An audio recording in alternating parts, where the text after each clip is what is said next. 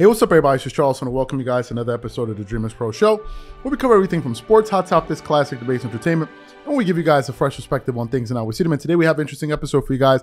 You definitely want to stick around for, so make sure you like the video and subscribe to the channel. We all know that Joe Rogan is probably the most versatile interviewer probably in the world today, right? If you think of all of the guys out there doing interviews, having podcasts, I don't think anyone has as much range as Joe Rogan. He can interview.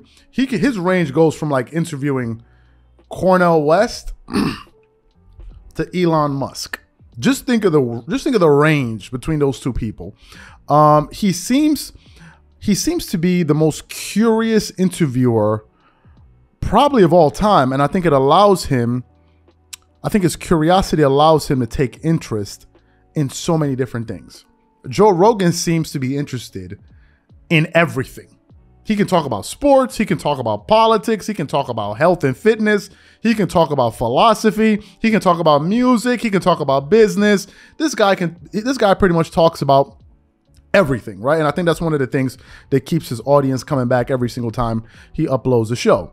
Now, this morning, excuse me, I was doing some research on what we wanted to produce today, and a video was recommended to me on YouTube, right? A video recommended on YouTube. And the video was basically about Joe Rogan basically analyzing hyper competitive winners or achievers and what really makes them who they are. And in this particular video, they were discussing Michael Jordan and Tiger Woods, right? And what he said in the beginning of that segment or that soundbite, I thought was pretty interesting. But before we get into his comments, this video is brought to you by our sponsor, Aura, who's also the official sponsor of the Minnesota Timberwolves. Do you know what the fastest growing crime in America is today? It's identity theft. Imagine trying to log into your email only to see that your password has been changed. Then you start getting weird notifications from your bank and credit cards, only to find out that all of your personal and sensitive information has been totally compromised. If you think it can happen to you and your family, just know that in 2020, over 49 million Americans were victims to identity theft, costing them a combined $56 billion. That is why we are excited to partner with Aura, who's the sponsor of this video. Aura is the #1 identity theft and financial fraud protection. Aura monitors the dark web and alerts you if any of your passwords and accounts have been breached. And funny enough, after using Aura, I discovered some of my credentials were floating around in the dark web, and the app showed me exactly when and where the breach happened. In addition, Aura allows you to set spending alerts, and they'll notify you of any suspicious transactions. Aura is 4 times faster than any of its competitors in alerting you if someone is trying to open a credit card or obtain a loan using your name. And remember this, every 14 seconds, someone becomes a victim of identity fraud. Don't let it happen to you. Now click the link in the description and try Aura for free for 2 weeks and see if any of you or your family's personal information has been compromised. Start your free trial at aura.com/dreamerspro. And when you try Aura, by using the link in the description below, also know that you're supporting this channel. Thank you. What we want to do is we want to play what Joe Rogan had to say about Michael Jordan, because I mean it's not really long, and then we're going to really come back and unpack it, and I'm going to tell you guys what I was able to extrapolate from what he said. So take a listen to what he had to say here. You look at absolute elite athletes, the best of the best of the best. It's not just the hard work, it's not just the training, it's not just the skills that they've developed. There's something else there as well. Yeah. But then you get someone who has all the things, and that's how you get a Michael Jordan. You get someone who has physical talent, genetic gifts, the mind for it, discipline, consistent work ethic, and then you get greatness. But also mental illness. You need to be like Michael Jordan, with all due respect, is considered, absolutely one of the greatest, if not the greatest basketball player of all time, but is kind of mentally ill. He's obsessed with winning to the point where he's an asshole. But that asshole, like, he'll tell you, like, you just don't want to win enough. And he's right. He's right. Like, he apparently, like, you beat him in a game of pool, he won't fucking talk to you for weeks. Like, he's just a nut. But I've met people like that before. Like, they have to win at everything. They have to win at fucking playing fucking Parcheesi. They have to win. They're just winners. They're obsessed with that goal of winning. This is why jealousy is such a stupid emotion to have, I think, because you never know the price that person pays for the skills that you really admire about them. So a good example of this would be Tiger Woods. You know much about his childhood? Let me tell you what I found so interesting about what Joe Rogan had to say about Michael Jordan. Apart from the fact that Michael Jordan is a hyper competitive, maniacal type of guy, that seems to be his nature, I think it also reveals some clues to success. Firstly, to become anything, forget about becoming Michael Jordan, to be anything, to aspire to be anything, I think there are two major ingredients that you need, right? Two prerequisites. And those two things are, in my personal opinion, clarity and decisiveness. Those are the two things that you need.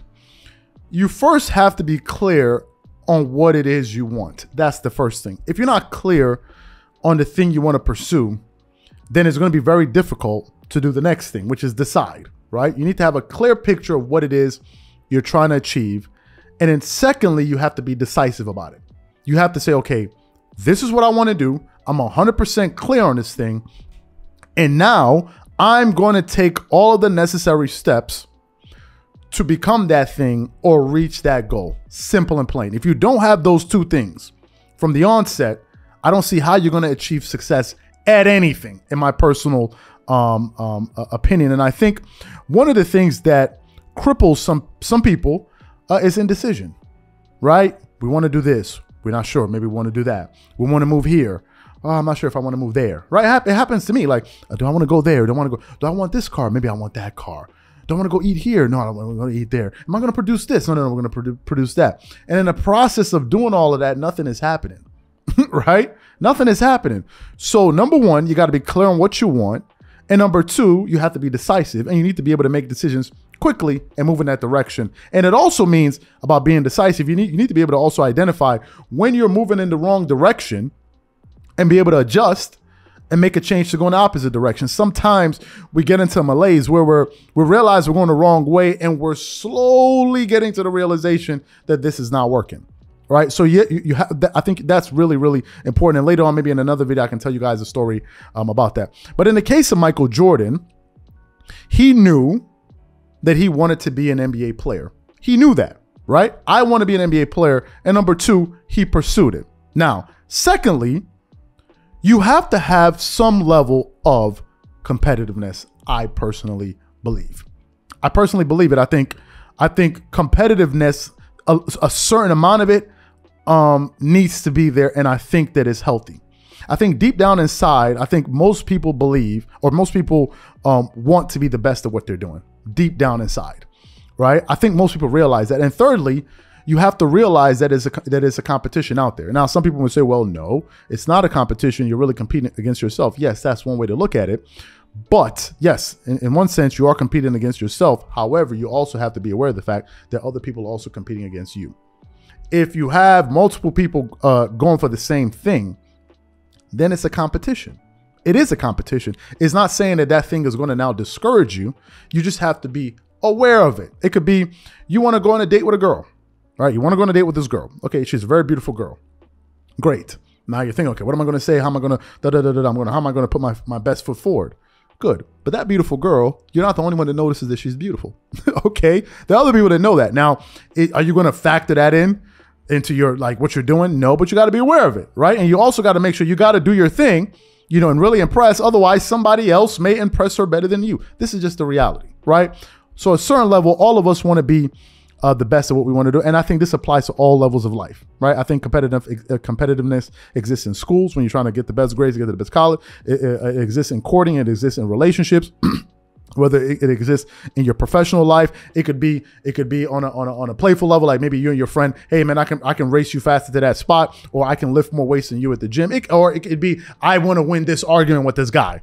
Me and my friend are arguing, and I don't want this guy to win. I want my argument to prevail. So it exists. There's no two ways about it. And finally, to the last point that he made, or later on in that clip, you have to embrace the work that comes with it. Right? You have to embrace everything that comes with it.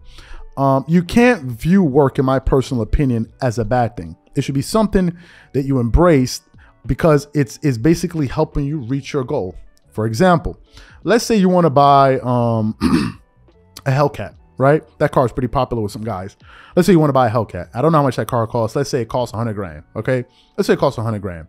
Well, you wanting that car is one thing, right? Now, if you don't have that 100 grand to spend, it means you're going to have to do some things to get that 100 grand. And those things, you shouldn't view the things that you have to do in order to get that car as a bad thing. Why? Because they're helping you reach your goal. Why would you be upset at the thing that's helping you reach your goal, right? So you have to embrace the work because you realize it's getting you where you want to be, right? So the work is part of it. You can look at a bodybuilder. I don't think a bodybuilder hates going into like, man, do I have to? No. He realizes that he has to do all of that work, so he embraces it because it's going to get him to the next goal. If it's fitness, you got to eat a certain way because you want to get that body that you want, right? You got to embrace all of these things. You can't shy away from it. If you shy away from the work, you're never going to really, achieve the things that you want. Out of life. Now, I got to be also fair, right? Because there's some things that are outside of our control. I totally understand that. You can't choose your height. You can't choose the parents that give birth to you. You can't choose the situation that you're born into. These things you can't control that, right? You have no control over those things. But the other things that I spoke about, being decisive, having clarity, having the right attitude, trying to put your best foot forward, not giving up, having some stick-to-itiveness, all of these different things, those things you can't control, right? So my takeaway from all of that is you're looking at Joe Rogan, who's probably the guy that's at the top of his game if we're talking about people that do podcasting, and here he is admiring people like Michael Jordan, right? I think that video just gave us a glimpse into what it is, into what it really takes to be a Michael Jordan or Tiger Woods. Now, if you listen to that entire video, I don't want to go through all of those things, but some people do. It doesn't need to be that extreme, but I still think there's a lesson we can take away from it. So that was my takeaway. And the question to you guys is, what's your takeaway from all of this? Whatever you guys think, please leave your thoughts and comments in the comment section. And we'll catch you guys on the next episode. Peace.